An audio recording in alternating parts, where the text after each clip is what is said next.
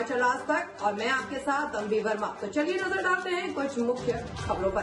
मंडी में मोदी का जादू, जयराम का प्रबंधन आया काम। देश भर में चर्चित रही मंडी की हॉट सीट पर एक बार फिर से भाजपा ने कब्जा कर लिया है। मोदी मैजिक और जयराम ठाकुर के कुशल नेतृत्व के सहारे भाजपा सत्ताधारी कांग्रेस से ये सीट हथियाने में कामयाब रही। कांग्रेस को सरकार के 15 महीने के कार्यकाल में मंडी की अनदेखी करना भारी पड़ा। अनुभवी और बड़ा चेहरा उतारने के बावजूद कांग्रेस को मंडी सीट से हार का सामना करना पड़ा। कंगना के खाने पीने से लेकर पहनावे और मुंबई में रहने का मुद्दा मंडी में खूब उछलता रहा, लेकिन ये मुद्दे असर नहीं दिखा पाए। मोदी के सहारे छोटी काशी में भाजपा ने आगे बढ़ते हुए जीत की सीढ़ी चढ़ी। भाजपा को लॉस चुनाव में पूर्व में यहां से प्रत्याशी रह चुके जयराम का अनुभव भी खूब काम आया। भाजपा के मजबूत संगठन ने भी अंदर खाते विरोध के बावजूद प्रत्याशी के पक्ष में काम किया। पीएम नरेंद्र मोदी, केंद्रीय मंत्री नितिन गडकरी, यूपी के सीएम योगी आदित्यनाथ की बड़ी रैलियों ने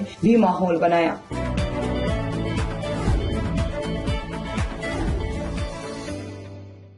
भाजपा ने लगाया जीत का चौका। 2,51,964 वोट से जीते डॉक्टर राजीव भारद्वाज। कांगड़ा चंबा लोकसभा सीट पर भाजपा जीत का चौका लगाने में कामयाब रही। कद्दावर नेता आनंद शर्मा के जरिए भाजपा के विजयी रथ को थामने की कोशिश में कांग्रेस को मुंह की खानी पड़ी। नतीजे ने साफ कर दिया कि कांगड़ा चंबा के मतदाताओं में मोदी का नाम अंडर करंट रहा। स्थानीय और बाहरी प्रत्याशी के मुद्दे को भी तवज्जो मिली। राष्ट्रीय राजनीति के चर्चित चेहरे आनंद शर्मा की कद्दावर छवि भी मतदाताओं को प्रभावित नहीं कर सकी। कांग्रेस के 11 सीटिंग एमएलए की फौज भी कोई कमाल नहीं दिखा सकी। डॉक्टर राजीव भारद्वाज की शानदार जीत को देखे तो इसके पीछे कई कारण रहे हैं, जिन्होंने गुपचुप तरीके से मतदाताओं को प्रभावित किया और प्रधानमंत्री नरेंद्र मोदी का नाम, काम और व्यक्तित्व इनके सबसे आगे माना जा सकता है।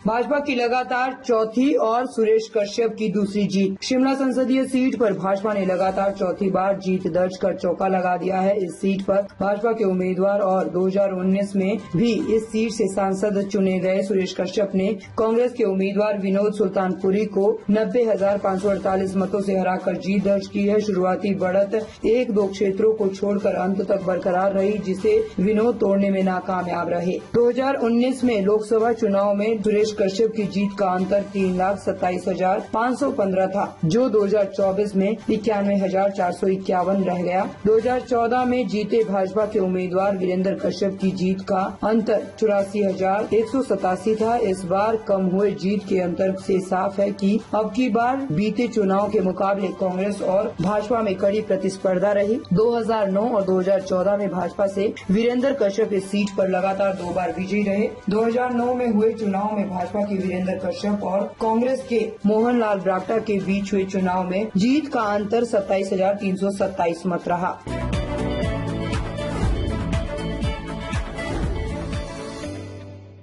सुधीर शर्मा का चुनाव प्रबंधन कर गया काम, मिली रिकॉर्ड जीत। विधानसभा उपचुनाव में धर्मशाला विधानसभा में सुधीर शर्मा का बेहतरीन चुनाव प्रबंधन काम कर गया। यही कारण है कि पार्टी बदलने के बाद भी सुधीर शर्मा ने पिछले चुनाव के मुकाबले 3,326 मतों से रिकॉर्ड जीत दर्ज की। सुधीर शर्मा यहां से लगातार दूसरी बार चुनाव जीतने में सफल रहे। हालांकि वह विपक्ष में बैठेंगे। 1993 के बाद पहली मर्तबा धर्मशाला से चुनाव जीतने वाला विधायक विपक्ष में बैठेगा। यहां से विधायक सरकार के साथ चला है।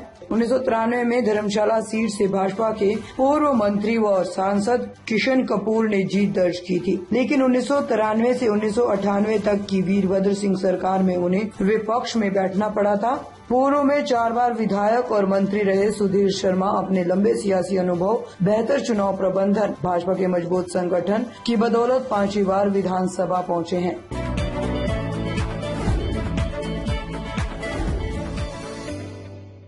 कुल्लू में झमाझम बरसे बादल, ऊना में प्रचंड गर्मी। हिमाचल प्रदेश के कई भागों में मौसम ने करवट बदली है। कुल्लू में बुधवार दोपहर झमाझम बारिश हुई। तेज बारिश होने से तापमान में गिरावट दर्ज की गई। बारिश होने से लोगों को गर्मी से कुछ राहत मिली है। तो वहीं प्रदेश की राजधानी शिमला में आज धूप खिलने के साथ ही हल्के बादल छाए हुए हैं। जिला मुख्यालय चंबा में दोपहर 2 बजे हल्की बारिश से लोगों को भीषण गर्मी से राहत मिली है। कांगड़ा जिला के कई भागों में अंधड़ के बाद बारिश और हल्की ओलावृष्टि हुई। मौसम विज्ञान केंद्र शिमला के अनुसार आज राज्य के कई भागों में बारिश का पूर्वानुमान है। आज से 3 दिनों तक कुछ भागों में अंधड़ चलने का येलो अलर्ट भी जारी हुआ है। 8 जून तक राज्य के कई हिस्सों में बारिश का दौर जारी रह सकता है। 9 जून से पूरे प्रदेश में मौसम साफ बने रहने की संभावना है।